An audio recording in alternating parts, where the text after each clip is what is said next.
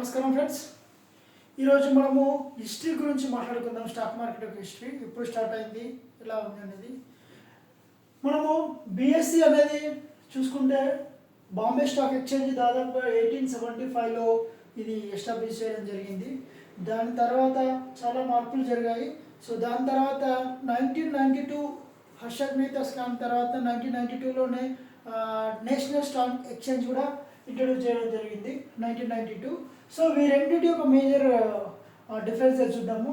యాక్చువల్గా ఇది ఫోన్ ఎప్పుడు అయిందంటే ఎన్ఎస్సి వచ్చేసి నేషనల్ స్టాక్ ఎక్స్చేంజ్ వచ్చేసి 1992లో ఓపెన్ జరిగింది. ఈక్విటీలోకి ఎప్పుడు వచ్చిందంటే 1994లో నవంబర్లో ఇది వచ్చింది. అలాగే బిఎస్సి బాంబే స్టాక్ ఎక్స్చేంజ్ వచ్చేసి 1875లో ఓపెన్ అయింది. సో అలాగే ఇప్పుడు ఇందులో టెక్నాలజీ పరంగా చూసుకుంటే ఎన్ఎస్సి వచ్చేసి చాలా స్ట్రాంగ్గా చాలా అడ్వాన్స్డ్గా ఉంటుంది.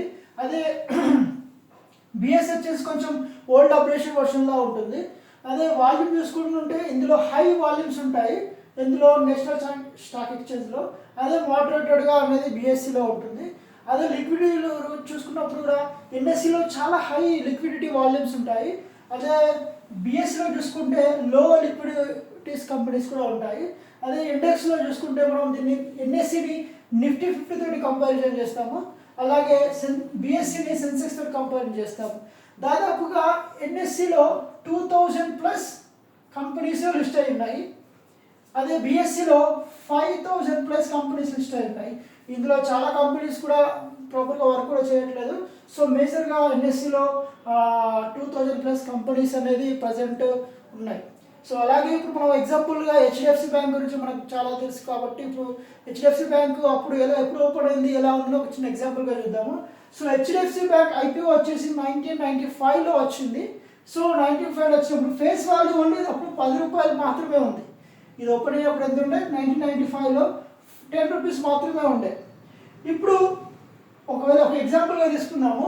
మనం 1995లో ఒకవేళ ఒక 10,000 రూపీస్ ఇన్వెస్ట్ చేస్తే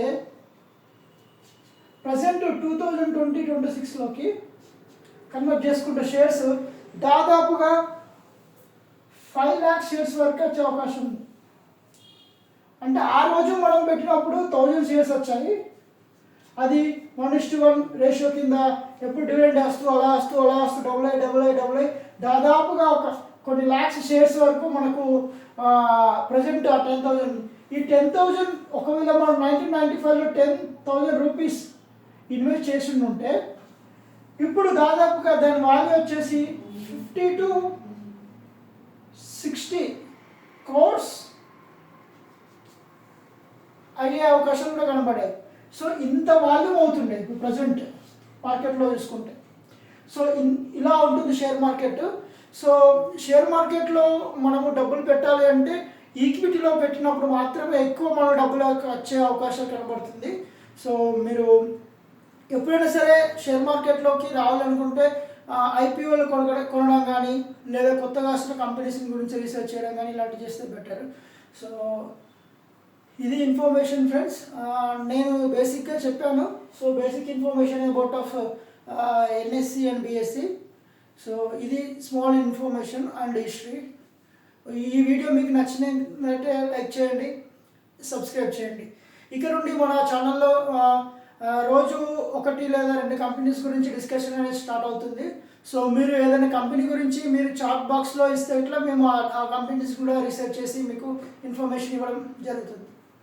థ్యాంక్స్ ఫ్రెండ్స్.